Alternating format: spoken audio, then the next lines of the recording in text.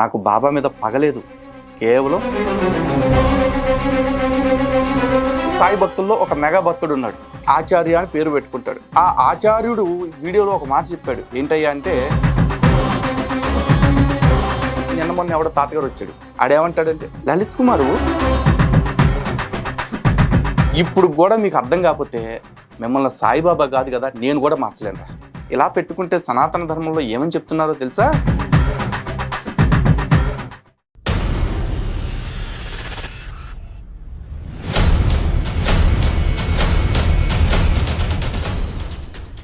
హిందూ బంధువులందరికీ జై శ్రీరామ్. ఈ సాయిబాబా పంచాయతీ మొదలైన కాడి నుంచి ఈ సాయి భక్తుల బ్యాచ్ కొంతమంది బయటకు వస్తున్నారు. వచ్చినోడు ఒక్కడన్నా సరే నేను అడిగిన పాయింట్కి తిన్నగా సమాధానం చెప్తాడంటే అది తప్ప అన్నీ చెప్తారు. నీ ముక్కు ఎక్కడ ఉందరా అంటే మామూలుగా ఎట్ట చూపిస్తారు, లేకపోతే తెంగరోడు ఎట్ట చూపిస్తాడు. వీళ్ళు హైదరాబాద్ టు జమ్మూ వెళ్ళి, జమ్మూ నుంచి ఎక్కడికో కజకిస్తాన్ వెళ్ళి, అక్కడి నుంచి యూటర్న్ తీసుకుని మళ్ళీ హిందూ మహాసముద్రం మీద నుంచి వచ్చి చూపిస్తున్నారు. నా కర్మ ఏంటో నాకు అర్థం కావట్లే. ఇట్లాంటి గతి లేని వాళ్ళందరికీ సమాధానం చెప్పుకోవాల్సి వస్తుంది. ఒప్పుకున్న పెళ్లికి వాయించక తప్పదుగా, వాయించేద్దాం. సో ఇప్పుడు ఈ సాయి భక్తుల్లో ఒక మెగా భక్తుడు ఉన్నాడు. ఆచార్య అని పేరు పెట్టుకుంటాడు. ఆ ఆచార్యుడు వీడియోలో ఒక మాట చెప్పాడు. ఏంటయ్యా అంటే, లలిత్ కుమారు నువ్వు పొరపాటు పడుతున్నావయ్యా. సాయిబాబా గారు రోహిల్లా పక్కన కూర్చుని అల్లాహు అక్బర్ అని చెప్తే మురిసిపోయాడు, మొక్కలైపోయాడు అని చెప్తున్నావు.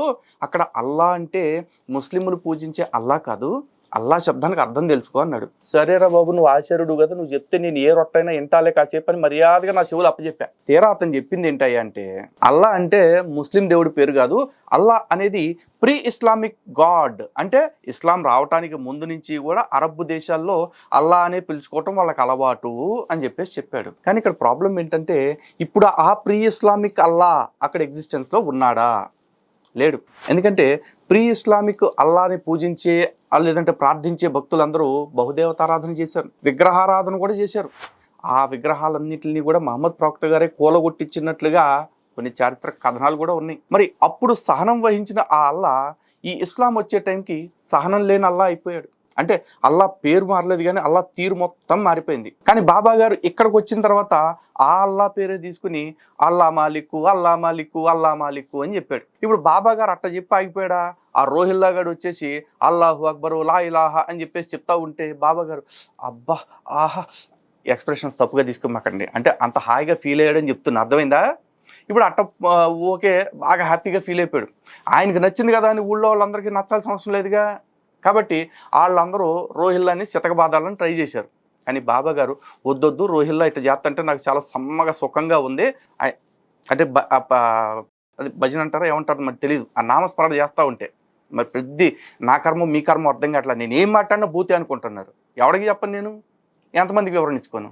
సో ఇట్లా చేస్తంటే బాబా గారు అట్లా చెప్పాడంట కవరింగ్ చేసుకుంటా. సో ఇప్పుడు ప్రాబ్లము కేవలం అల్లా అనే శబ్దంతో అంటే కాదురా బాబు, అల్లాతో పాటు ఈ కల్మా అనే శబ్దంతో కూడా నాకు ప్రాబ్లం. కల్మాలో చెప్పే మాటలు ఏవైతే ఉన్నాయో వాటితోటి నాకు ఎక్కువ ప్రాబ్లం. అలాగే ఇంకొంతమంది తింగరనా డాష్ గాళ్ళు వచ్చేసి అస్సలు హుండీ డబ్బులు ఏమవుతున్నాయో తెలుసా, హుండీ డబ్బుల్లో హిందువులకి ఎంత ఖర్చు పెడుతున్నారో తెలుసా అంటే అడుగుతున్నారు. ఒరే, వాళ్ళు ఖర్చు పెడతంటే ఎవడికిరా?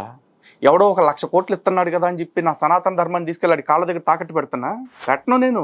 ఆ డబ్బు ఇచ్చినా సరే, ఆ డబ్బు ఇవ్వకున్నా సరే, నా ధర్మం నాకు గొప్ప, నా ధర్మం తర్వాతే నాకు ఏదైనా సరే. ఇక్కడ ప్రాబ్లము నా ధర్మాన్ని అవహేళన చేస్తూ, నా ధర్మాన్ని పాటించే వాళ్ళని కించపరుస్తూ, నా దేవీ దేవతల్ని అవమానపరుస్తున్న కల్మాతోటి నాకు ప్రాబ్లం. ఈ కల్మా ఒక ముస్లిం వ్యక్తో లేకపోతే ఒక తురక వ్యక్తో చెప్పాడు అనుకో, వాడిని నేను ఏదో అడుగుతా, ఏంద్రా బాబు నీకు కర్మ, ఎందుకు మమ్మల్ని అవమానిస్తున్నావు అని అడుగుతా. లేదు వాడు మతోన్మాదిలాగా ప్రవర్తిస్తుంటే వాడికి ఏ భాషలో చెప్పాలో ఆ భాషలో చెప్తా. కానీ ఆడి మాటలు తీసుకొచ్చి మీ నోట్లో పెట్టుకుని మీ నోట్లో నుంచి హిందూ దేవుళ్ళని అవమానిస్తుంటే చూస్తూ కూర్చోటానికి మేము చేతులకు మేకులు కొట్టుకునేవరా? అడుగుతాం, బరాబర్ అడుగుతాం. అడిగినప్పుడు మూసుకుని సమాధానం చెప్పండి. అంతేగాని ఎదురుదాడి చేస్తూ ఆడెవడో చెప్పాడు, ఈడెవడో చెప్పాడు, గోచిగాడు చెప్పాడు, ఆ పోకిరిగాడు చెప్పాడు, ఈ బేవర్స్ గాడు చెప్పాడు అంటారేంట్రా? ఎవరు చెప్పినా తప్పే. పైగా నిన్న మొన్న ఎవడో తాతగారు వచ్చాడు. ఆడేమంటాడంటే, ఆడు ఈడు అంటున్నాను ఫీల్ అవ్వమాక, నాడికి వయసు పెరిగింది కానీ రేవులో తాడి చెట్టుకు వచ్చినట్టు బుద్ధి పెరగలేదనమాట. ఆడేమంటాడు, లలిత్ కుమారు నీ భాషలో సంస్కారం లేదయ్యా అని చెప్పి అంటాడు. ఎరా మరి నా దేవీ దేవతలను తీసుకెళ్ళిపోయి సాయి కాళ్ళ దగ్గర పెట్టినప్పుడు మీ సంస్కారం ఏమైపోయింది? మీ సాయికి సంబంధమే లేకుండా నా దేవీ దేవతల్ని అవమానిస్తూ శేషపాన్పు మీద సాయి కూర్చున్నట్టు, శివలింగం మీద సాయి కూర్చున్నట్టు, గరుత్మంతుడి మీద సాయి ఎగురుతున్నట్టు మరి ఎన్ని సత్య చరిత్రలో రాశారా? రాయలేదుగా. మరి ఎన్ని ఎందుకు చేస్తున్నారు? ఇవన్నీ మీరు చేస్తే మీరేమో సంస్కారవంతమైన సోపులా, మేమేమో సంస్కారం లేని వాళ్ళమా? సరే, ఈ సంస్కారాల బ్యాచ్ గురించి, ఈ వాడకగాళ్ళ గురించి తర్వాత మాట్లాడదాం. ముందు ఒకసారి కల్మా అంటే ఏంటి ఒకసారి చూడండి. నాకు కల్మాతో నొప్పి ఎక్కడ వస్తుందో మళ్ళీ ఒకసారి వివరంగా చెప్తా. ఇప్పుడు కూడా మీకు అర్థం కాకపోతే మిమ్మల్ని సాయిబాబా కాదు కదా, నేను కూడా మార్చలేను ఇక. కానీ సో మొదటి కల్మా ఒకసారి చూడండి. నేను సాక్షీకరిస్తున్నాను ఎవ్వరూ లేరు కానీ అల్లా ఉన్నాడని. నేను సాక్షీకరిస్తున్నాను మహమ్మద్ అల్లాచే పంపబడ్డ ప్రవక్తయని. రెండోది, నేను సాక్షీకరిస్తున్నాను ఎవ్వరు అర్హులు కారు ఆరాధనకు అల్లాహ్ తప్పితే, అతడు ఏకేశ్వరుడు, భాగస్వామి లేనివాడు, మరియు నేను సాక్షీకరిస్తున్నాను మహమ్మద్ అల్లాహ్ యొక్క సేవకుడు మరియు ప్రవక్త అని. ఈ మాటలే చెప్తా ఉంటే ఆ రోజు సదరు ఆచార్యుడు ఏమన్నాడంటే, నీకు అంత ప్రాబ్లంగా ఉంటే అల్లా అనే శబ్దంతో అల్లా అనే ప్లేస్లో భగవంతుడు అని పెట్టి చూడు అన్నాడు. సరే, కాసేపు ఒక్కసారి భగవంతుడు అనే పదం పెట్టి చదువుతాయనండి. నేను సాక్షీకరిస్తున్నాను ఎవ్వరు అర్హులు కారు ఆరాధనకు భగవంతుడి తప్పితే, అతడు ఏకేశ్వరుడు, భాగస్వామి లేనివాడు, మరియు నేను సాక్షీకరిస్తున్నాను మహమ్మద్ భగవంతుడి యొక్క సేవకుడు మరియు ప్రవక్త అని.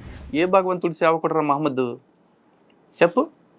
ఇప్పుడు మా సనాతన ధర్మం ప్రకారం శ్రీకృష్ణుడు ఏం చెప్తున్నాడు? ఏ దేమాం ప్రపద్యంతే తాం తదైవ భజామ్యహం మమ వర్త్మాను వర్తంతే మనుష్య పార్థ సర్వశః. ఎవడు నన్ను ఏ ఏ రూపాల్లో తెలియగోరుచున్నారో నేను వారిని ఆయా రూపాల్లో అనుగ్రహిస్తున్నాను అని చెప్పారు. మరి ఇక్కడ ఏమని చెప్తున్నారు? ఆయన తప్ప ఎవ్వరూ అర్హులు లేరు ఆరాధనకు అంటున్నాడు. మరి మా భగవంతుడు, మా కృష్ణుడు అలా చెప్పలేదే. మరి ఇప్పుడు ఎలా పెట్టమంటావు చెప్పు.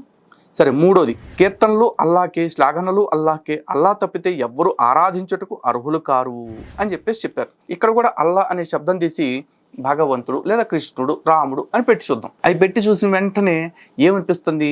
భగవద్గీతలో స్వామి ఇంకో మాట చెప్పారు. ఏప్యన్య దేవతా భక్తాః యజంతే శ్రద్ధయాన్వితం తేపి మామేవ కౌంతేయ యజంత్య విధిపూర్వకం అని చెప్పారు. అంటే ఏంటి? ఎవరైతే ఇతర దేవతల్ని ఆరాధిస్తున్నారో, దేవతలు అనుకుని ఆ దేవతల పట్ల కూడా వారికి భక్తిని కలిగి ఉంచేలా చేసేది, వాళ్ళకి ఏకాగ్రతని నిలిపేది నేనే అని స్వామి చెప్పారు. ఇక్కడ ఏమంటున్నారు? అన్యాయానికే, ఇంకెవరికేం లేవు అని చెప్తున్నారు. మరి పేరు మార్చేసి అల్లా ప్లేస్లో భగవంతుడు అని పెట్టినంత మాత్రాన కల్మ తీరు మారిపోద్దని ఎవడరా మీకు చెప్పింది? ఇవన్నీ కాదు, మీరందరూ కూడా ఆ మరకతోతులు అయిపోతున్నారని చెప్పేది. నాలుగోది, అల్లా తప్పితే వేరొకరు ఆరాధించుటకు అర్హులు కారు. అతను ఒక్కడే, అతడికి భాగస్వామి ఎవ్వరూ లేరు. సామ్రాజ్యం అతడికే, స్తోత్రములు అతడికే, అతడే జీవనాన్ని మృత్యువును వసంగువాడు. అతడు సజీవి, అతడు చిరంజీవి. ఈగ నువ్వు ఇష్టం రాసుకోండి, వాళ్ళు ఏమైనా రాసుకోవచ్చు, చిరంజీవి అనుకోవచ్చు, బాలకృష్ణ అనుకోవచ్చు, వెంకటేష్ అనుకోవచ్చు, నాకు సంబంధం లేదు. కానీ ఇక్కడ నువ్వు అన్నావు చూసావా, అల్లా ప్లేస్లో భగవంతుడిని పెట్టు అని చెప్పేసి. ఇలా పెట్టుకుంటే సనాతన ధర్మంలో ఏమని చెప్తున్నారో తెలుసా? ఏకం సత్ విప్ర బహుదా వదంతి అని చెప్పారు. ఉన్న సత్యం ఒకటే, దాన్ని ఋషులు రకరకాల పేర్లతో పిలిచారు అని చెప్పారు. కానీ ఇక్కడ రకరకాల పేర్లు లేవంట. ఆ పొగడతలు, స్లాగన్లు, భజనలు, డమ్ములు, డస్కులు అన్నీ ఒక్కడికే అని చెప్పేసి చెప్పుకుంటున్నారు. తీసుకోమంటావా? చెప్పరా? పైగా అన్నిటికంటే పెద్ద ప్రాబ్లం ఏంటంటే, మా కృష్ణుడు లేదా మా భగవంతుడు గోవిందుడు, అంటే గోవుని లేదా భూమిని రక్షించేవాడు. కానీ ఇక్కడ వీళ్ళు గోవుని భక్షించేవాళ్ళు. జస్ట్ పేరు మార్చేసుకొని అంత సింపుల్గా ఎట్లా చెప్తారు మీరు? కాస్త వాడాలిగా. పోనీ నువ్వు అనుకున్నట్టు బాబా అసలు పుట్టిందే బ్రాహ్మణ కుటుంబం అయితే, చక్కగా సద్బ్రాహ్మణుడు, చక్కగా నిత్యాగ్నిహోత్రీకుడు, పరమ నిష్ఠాగరిష్ఠుడు అయ్యుంటే, మరి బాబా గారు చిన్నప్పటి నుంచి పెరిగిందంతా, అంటే మీరు అంటారు కదా ఆయనకి ఆఫ్ఘనిస్తాన్తో సంబంధం లేదు, అరబ్ దేశాలతో సంబంధం లేదు, ఇక్కడే పత్రి గ్రామంలో పుట్టి అక్కడే ఒక ముస్లిం దగ్గర పెరిగాడని. ఈ దేశంలో పుట్టి ఈ దేశంలో పెరుగుతున్న చాలా ముస్లిమ్స్ ఇప్పుడు తెలుగు మాట్లాడుతున్నారు. ఎక్కడుంటే అక్కడ వాళ్ళ ఉర్దూతో పాటు ఆ ప్రాంతీయ భాషలు మాట్లాడుతున్నారు. కానీ మరి బాబా ఈ సచ్చరిత్రలో చెప్పిన ఓవీలన్నిటి గురించి హేమత్ పంత్ ఏం రాశాడో తెలుసా? బాబా ఉర్దూలో మాట్లాడుతున్న మాటలన్నిటిని కూడా చక్కగా సొబగులద్ది, సోయగాలు అద్ది తాను మరాఠీ ఓవీలుగా మార్చాడట. బాబాకి మరాఠీ రాలేదా చిన్నప్పటి నుంచి? అంటే చుట్టుపక్కల అందరితో బతుకుతుంది మరాఠీల మధ్య, రోజు ముష్టి ఎత్తుకుంటుంది. అదే 5 ఏళ్లలో ముష్టి తీసుకునే వాళ్ళు అన్నారు కదా. మరి 5 ఏళ్లలో ముష్టి తీసుకుంటున్నప్పుడు కనీసం 5గురి దగ్గరికి వెళ్ళి అమ్మ ఇంత బొవ్వయ్యమ్మ, లేకపోతే మాత కావడం అని ఏదో ఒకటి అడగాలిగా మరాఠీ భాషలో. మరి చిన్నప్పటి నుంచి బాబా ఎందుకు అరబ్బీలోనే, ఎందుకు ఉర్దూలోనే మాట్లాడారు? పోనీ ఇక్కడ బతుకుతున్నాం కాబట్టి వీళ్ళకి అర్థమయ్యేలాగా చెప్పడం కోసమన్నా సరే, అల్లా అంటే కేవలం భగవంతుడు అనే ఉద్దేశం అయితే భగవాన్ అను, శివ అను, విష్ణు అను ఏదో పేరుతో చెప్పుండాలిగా. అల్లా మాలిక్. ఎవరి చెవిలో పూలెడతారా? ఎవరి చెవిలో పూలెడతారు? పైగా దీనికి మళ్ళీ వీళ్ళందరూ ఇచ్చే క్వశ్చన్, ఆడెవడో బాబా గారు చెప్పాడు, ఈడెవడో గోషి గారు చెప్పాడు, ఆడెవడో గన్నాయి గారు చెప్పాడు. ఎవడరా చెప్పేది? ఏం చెప్తారు? ఎవడెవడో చెప్పాడని చెప్పేసి వాళ్ళు చెప్పే ప్రతి సొల్లుని తీసుకొచ్చి నా నెత్తిలోకి ఎక్కించుకుంటాను అనుకున్నావా?